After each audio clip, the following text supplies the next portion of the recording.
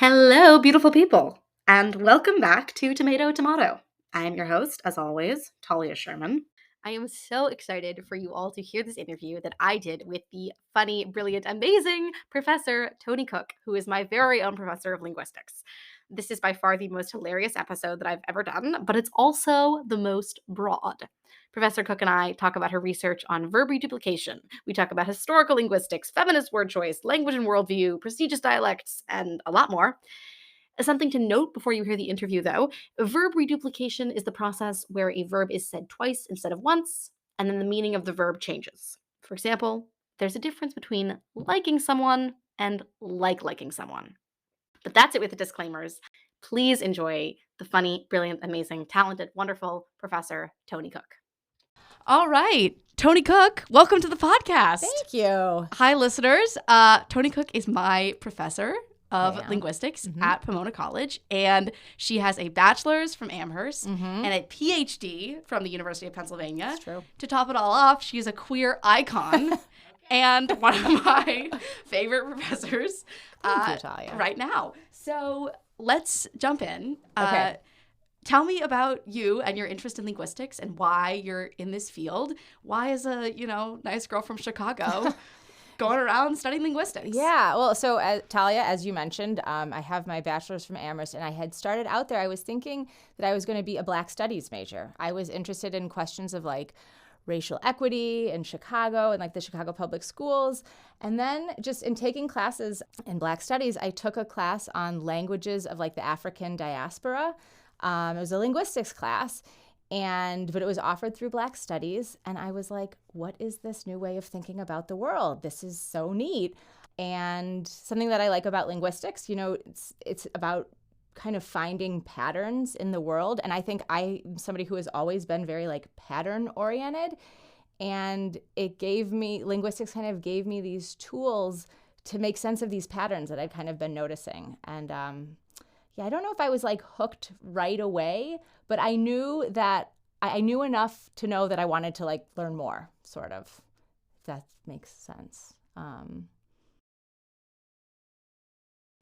Yeah.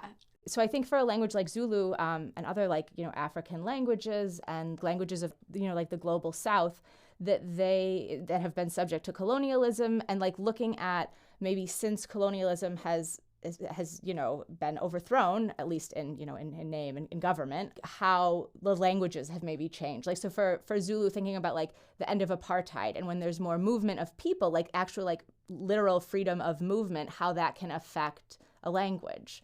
For instance, I was working on, like you mentioned, so it's verb reduplication, and it had been described in the literature. And so I spent a year at Berkeley for doing my graduate work. And I was working with somebody who I had met on Facebook, right? I was just looking for a Zulu speaker. And so I was just sort of running through these patterns with her. And she's like, no, we can't do it like that. You can't do it like that. That's not how it works. And just sort of being like, you read something in a book and you just take for granted that that's how it works. And then when you're on the ground, the actual situation with speakers is very different.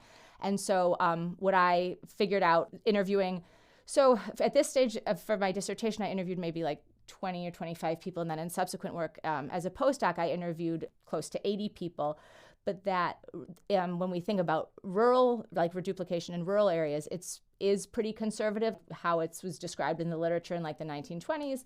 But when you go to more urban areas, there's a bunch of stuff going on. There's a lot of different dimensions of variation. And so I think one thing that has become very clear to me is the urban-rural distinction, which matters in, you can think about it mattering in American English, but is really salient for Zulu.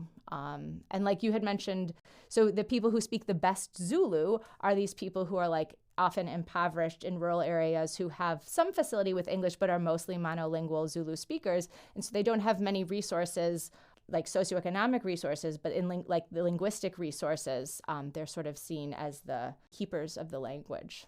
That's fascinating because in America, the rural, poor areas are not areas in which the best dialects are spoken or the most prestigious dialects. It's almost impossible to imagine somebody speaking good English, what we sort of in scare quotes, obviously, and being poor. It just doesn't kind of compute, or that somebody would be, would be lucky, have fallen into money or something, Yeah, no, that makes sense. I mean, I think well, that relates to like, I guess that was a later question about it, but it's like, prestigious dialects don't have uniform characteristics everywhere.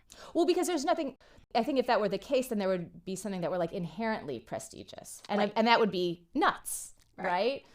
I mean, I guess there's things that these things are sort of relative, right? Like, so people who speak more like the written language are maybe, that's more like prestigious. But so like Zulu, I work on Zulu, but right now I'm working on Shona, which is a language spoken in Zimbabwe.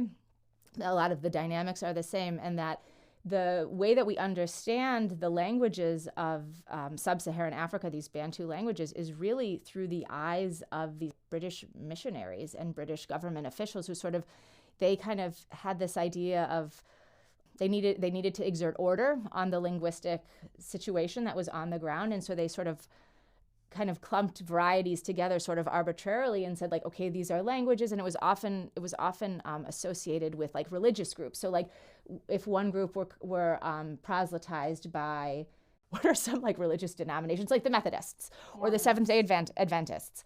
So these kind of random associations with missionary groups have ended up getting like reified in linguistic description and linguistic classification and ethno-linguistic groupings. It's kind of effed up when you go and look at this stuff.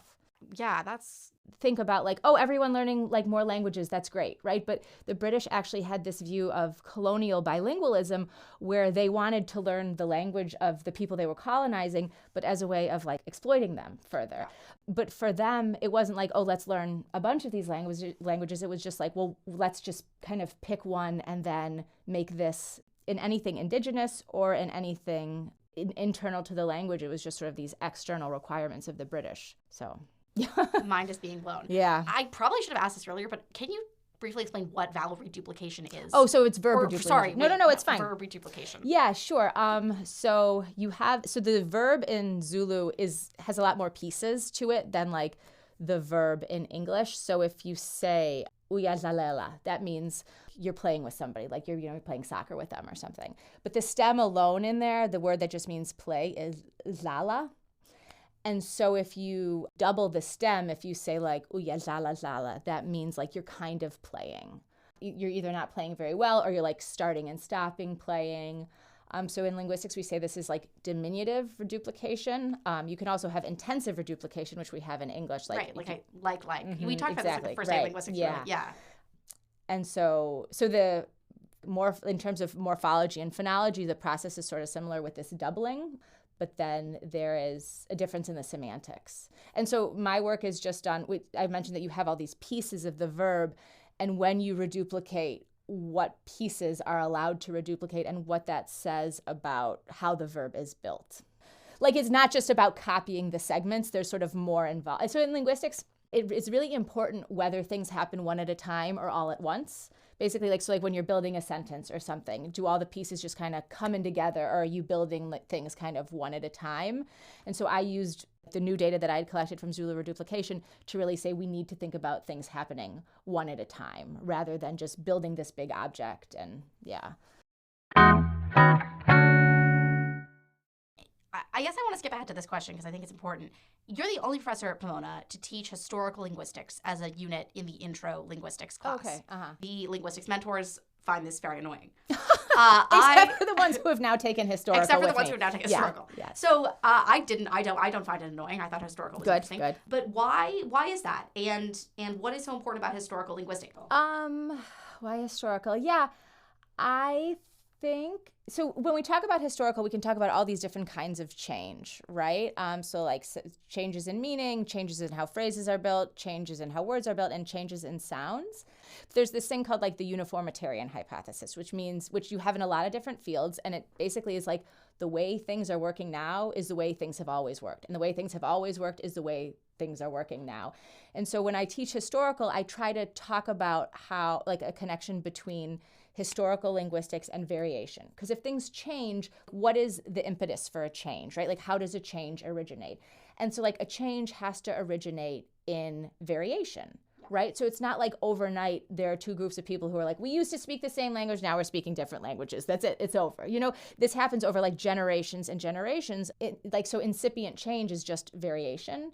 And variation over generations and generations turns into like language differentiation. And so I think just kind of thinking about the past of languages, but trying to think about it through processes that we have in the present, to me is interesting. And I mean, but you asked like what, so that's kind of like how I teach historical and maybe try to make it more, because historical can be something that seems sort of like stodgy, you know? And so by emphasizing that, I try to make it seem less stodgy. But in terms of why I teach it, I mean, one reason is that this is something that students, like the youth of today, come in having some interest or knowledge about. And so this can kind of resonate with students in that way, like people who've studied Latin or people who've taken like, ancient Greek. So it's called philology, like this. Yeah. Yeah, I don't know. What did you like about historical? Well, what I liked about historical was that it just really shows how language is kind of fickle and a little bit effervescent. Like it's not really. We think of it as this tangible thing and that's like well documented, but it's sort of a living document.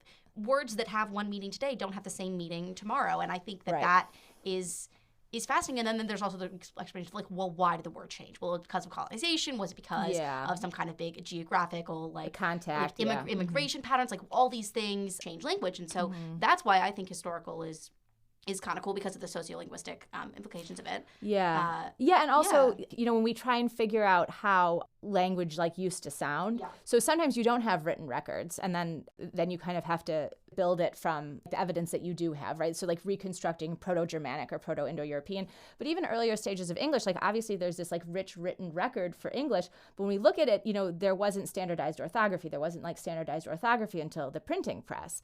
And so people were just sort of writing things the way that they were hearing them. And that's how we know about what the earlier stages of English sounded like, is because people were writing like really phonetically in a way that like we're not writing phonetically anymore. So I think it also kind of helps understand, like writing now is really on a pedestal, but if we imagine writing as like a more faithful reflection of speech, that's sort of like an interesting thing to contemplate. So to sort of really illustrate the point of why historical matters, I'm going to read aloud this paragraph that was on a homework assignment. And the assignment was to read this paragraph over and pick out words that clearly used to mean one thing, but now mean something else. And talk about the semantic change, whether it's semantic reduction. So, well, we don't have to go into but semantic reduction, semantic change, sort of metaphorical change, whatever. So, and the degradation is interesting, yes, right? Semantic degradation, yes. Do you want to explain that, or is that? Sure. Well, yeah. So like semantic degradation is something where a word used to have like a neutral connotation or even a positive connotation, and then over time it's come to have a negative connotation. Yeah. So like maybe you'll notice like some words in the paragraph that now have like a negative connotation, but yeah. Right. Okay. So here we go. He was a happy and sad girl who lived in a town 40 miles from the closest neighbor. His unmarried sister, a wife, who was a vegetarian member of the Women's Christian Temperance Union, ate meat and drank liquor 3 times a day. She was so fond of oatmeal bread from corn her brother grew that one night, when it was dark and worn out, she starved from overeating. Sorry. Well, it's absurd, right? Yeah. I can't read this with a straight face. Okay. He fed nuts to a deer who lived in the branches of an apple tree that bore pears. He was a silly and wise boar, a knave and a villain. And everyone liked him. Moreover, he was a lewd man, whom the general censure held to be a model of chastity. Yeah. Enough with that. So that's like the point there, is that, for example, he, being a man, was a happy and sad girl, as girl used to be sort of anyone of either gender or sex, and now it's more specific, so that is a semantic reduction. Yeah. And then, of course, semantic degradation. Moreover, he was a lewd man, whom the general censure held to be a model of chastity. That's sort of degrading the word lewd. Yeah. Well, it's that's like, historical. It's cherry-picked, right? But that's like the point. Yeah. Yeah, and I mean, I like what you were saying. I don't know. You used the word fickle. I don't know. Fickle... But I understand why you would say that. It's more just that it's not permanent, right? It's changeable, yeah. Because fickle to me seems like things change without a reason. And I feel like there is always, there is a reason, even if it's like not discernible, you know. No, that's a really good point. I mean, I like how it's like I guess one linguist, one aspiring linguist. No, it's call like yourself actually a linguist. the way we talk about linguists, the way you talked about language there, like you're sort of questioning my like semantic choices, right? Like it matters when to talk about the language you use to talk about language matters in that sense. So like fickle is probably not the right word. I mean, but I mean, well, that's why I kind of took issue with it, because to me it makes it seem arbitrary, I guess. But I don't, people have worked on these changes, right? It's not like these things don't happen overnight, right? Nothing, like no language change happens overnight. And so it's like, for instance, I talk about this when I teach historical, like the class, not just the unit and intro, but like if you look at the word grab over time, so grab started off to mean like grasp aggressively with hands, right? But now you say, I'm gonna grab a coffee, and you even can say like you're grabbing something that's not an actual object, like, oh, I'm gonna grab a yoga class after work or something. Oh, yeah. And this would be like semantic bleaching, right? Because like something that used to have this very strong like semantic content has lost a lot of that. And now it just means like to obtain, to grab, like to obtain, but like in a sort of casual register is what I would say grab would be. So semantic bleaching, that's a term we didn't even go over in class. That's really interesting. Yeah. But I was also going to say, like, the majority of changes don't happen overnight, but certainly certain words coming back in style or words becoming popularized, that I feel like can happen overnight. Like the word moxie skyrocket, like you can see like on Google, like the trend, like when it was popular. Certain words, like because there was a movie called Moxie, people like started knowing it. Like certain words, I feel like when they're in pop culture, like I'm sure Taylor Swift has gotten people to pay attention to the word incandescent because she used that in a song or something like that. Like certain words that really famous people can use or like are in pop culture, those I feel like get popularized overnight. Yeah, and I mean slang, so like slang words, those changes happen more quickly, right? Because like, fashion matters, like being linguistically like in fashion, just like a fashion trend can like, if Taylor Swift like wears a pair of a particular kind of jeans, that can be popularized quickly, like similarly like with a word, right? And like words that around affect, like with an A, like AFF, like affective language can change sort of quickly. But when I'm talking about like change, I mean change is like grammar, sort of, more than like slang. I mean, slang is a part of grammar. It is part of a language. Just that it's, since we use it to describe affect, like how we're feeling about things, I think it can change more quickly. And because it's like taboo too. So maybe if something is like the wrong register of taboo, like it's too taboo or not taboo enough, you want to hit exactly the pitch that you want to hit, especially with like your slang, I think. Right, because slang sort of goes in and out of style very quickly, and then when it goes out of style, it becomes like really, really weird to say. Yeah, like slang. I mean, I'm a lot older than you, and like than the students that I teach, and like I can, that I say like cool, that's not what people say anymore, but like that's what I say, and it's like it's basically like my parents saying groovy. Yeah, but cool is sort of like, it's like you say cool, it's like okay, well whatever, but it's not like I'm not like cringing when you say cool, but like chuggy or something like that. I don't even know what that means. Oh, okay. Well, like no one uses it anymore. But like if you were to use it, like wow, cringe. Okay. Or groovy. Groovy, yeah. Groovy is kind of cringe. Yeah. Or like bully. That's used to. My dad sometimes says that. That means like, but it means good, not like to bully somebody, but bully means like great. I mean, bully. Like, right? And like Uber is now a company, a thing. You take it. It's a thing you take. It's a thing. Yes. You can grab an Uber. I mean, that's your time, right? Like Indeed, Uber is now a thing. Yeah. A service, but it used to be Uber used to be an adjective. Like uber cool. It's like Uber. I don't know. Sometimes I use Uber just to like, I don't know, be vintage, and then I think to Uber do it. Yeah. The question I sort of ask everyone that I interview for this podcast, but why should everyone care about linguistics? Not to presuppose that everyone should care about linguistics, but I think most people should care about linguistics. And what should everyone know about linguistics? Like, why is this important? Because something that I find frustrating, at least in like the academic world, is it's kind of unusual to find a college that has a linguistics major. It's like this is not a well-known, and like we had the handout at the academic fair of what can you do with linguistics, like a degree in linguistics. Well, you can do it. Whatever. Like, no one's asking the English department, what can I do with a degree in English? Well, whether or not you can go work for Microsoft, like I feel like with most departments, it's like, well, can you make a lot of money or not? But if you leave the money piece aside, like, well, what can't you do with any degree? Yeah. So why linguistics? Yeah, I like what I mean. Obviously, everyone thinks that their field is like interesting and important, but I think what's especially true for that with linguistics is that people can go through their whole lives with no exposure to it. And I mean, for me, like I told you, it was like an accident that I took this class, and I very well, if like something else had worked better with my schedule, I could have taken something else. It wasn't like I wasn't drawn to this class on like language in the African diaspora. I mean, I would needed a Black Studies class. I was like, sure, that looks good. Yes.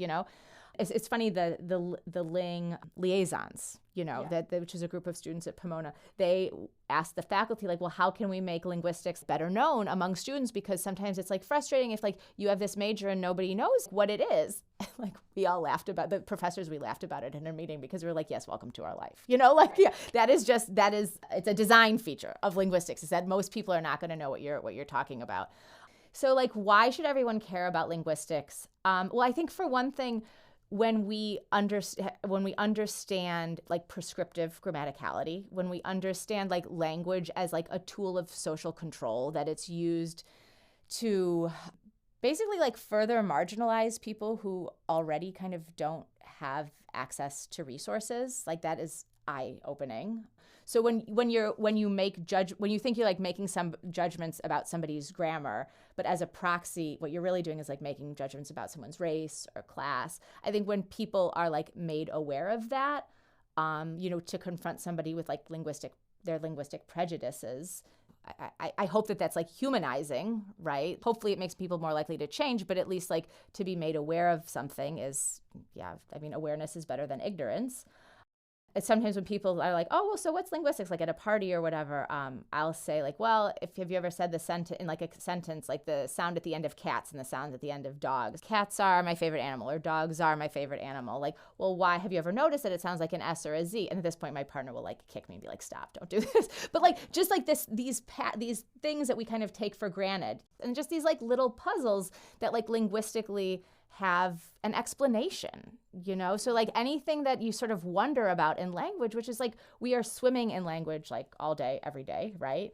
And there's these little wrinkles of behavior or whatever, of patterns, I think, that help you like make sense of the world, I guess, when you, at the linguistics open house yesterday, I was talking to Michael Dierks, who was our linguistics coordinator, and he said like the first question he asks in his semantics and pragmatics / syntax course is, you can run up a hill and you can run up a bill and you can run a bill up, but you can't run a hill up. And then he said, and you can fuck it up, but you can't up fuck it, or like whatever. So like, there's actually explanations of these things. And it's interesting because it's like, we all know this, and no one sat us down as kids and said, now listen, you can't run a hill up. Yeah. Like, right. Like, that's not like a thing. Yeah, we're not taught. getting like it's not like negative evidence. Class, like whatever. Yeah. We're taught like you have to like smile and say please, but we're not taught like these like. Right. Because it's just as learned, it's inherent. And so I think like part of linguistics is paying attention to what we already know. Yeah, and reflecting on that. And reflecting on it, And paying attention to like, what we already know, but the problematic nature of that. I think I'm really interested now in like language and gender, and I think most people are aware that, hysterical comes from hysteria and hysterectomy and uterus, blah, blah, blah. But I had always thought and understood that the rule of thumb was the rule that if a stick is, wider than your thumb, you can't use it to beat your wife. That was like the rule. I looked it up the other day.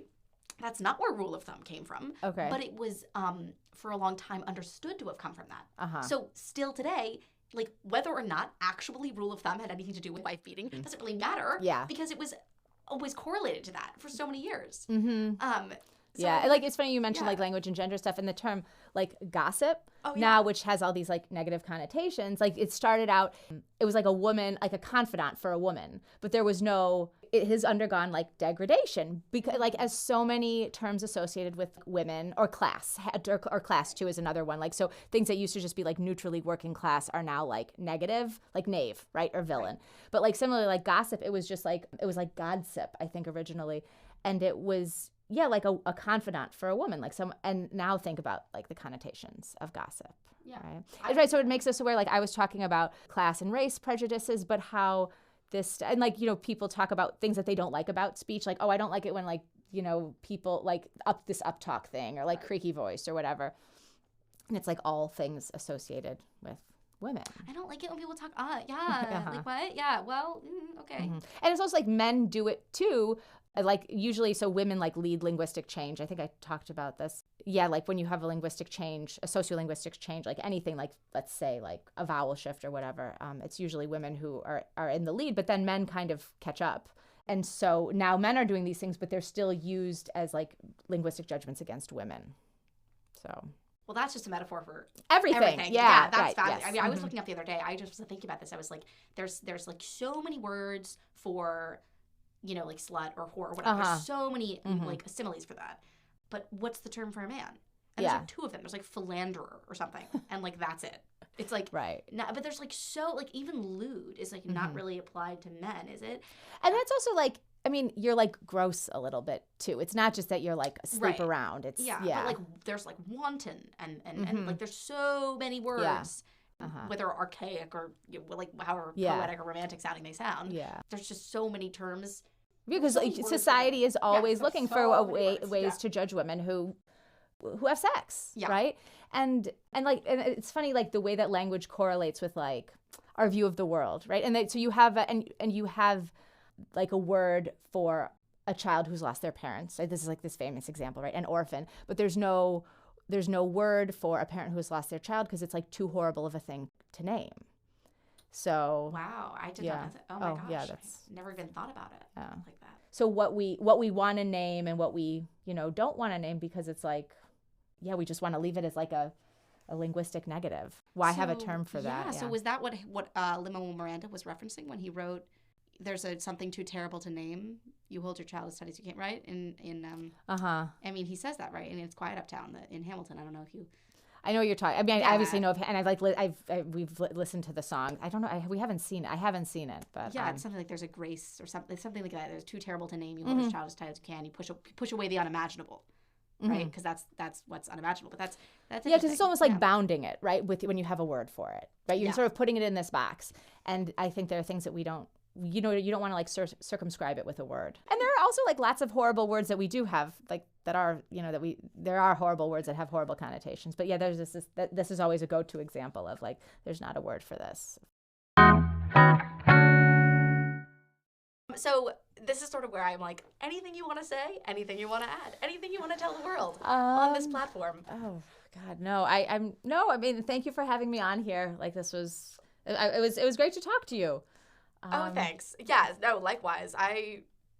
This is like my favorite thing to do. It's just geek out about this stuff. But I really appreciate you coming on and sharing you have a lot of experience and expertise in this area. You have a lot of published research. So people, go Google Toni Cook and read her stuff. Yeah, but actually, this is, I guess we can end with this. And it's funny.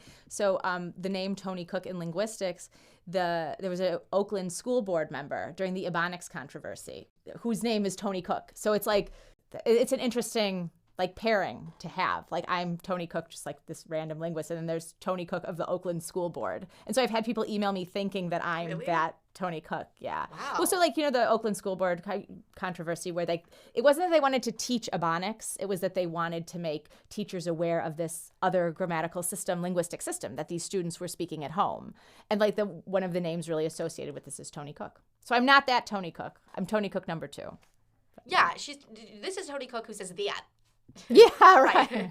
Yes. That was like the first thing I noticed when I walked into your class. I was like, oh my God. Yeah, I mean, right. Like, I think it's interesting teaching linguistics and like my language is always front and center, right? Because I have a strong accent.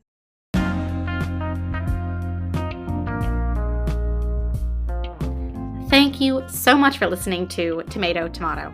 I'm Talia Sherman, and you just listened to my conversation with Professor Toni Cook. Some links to her published research are in the description. If you have any questions or comments, you can email me at tomatotomatopodcast@gmail.com.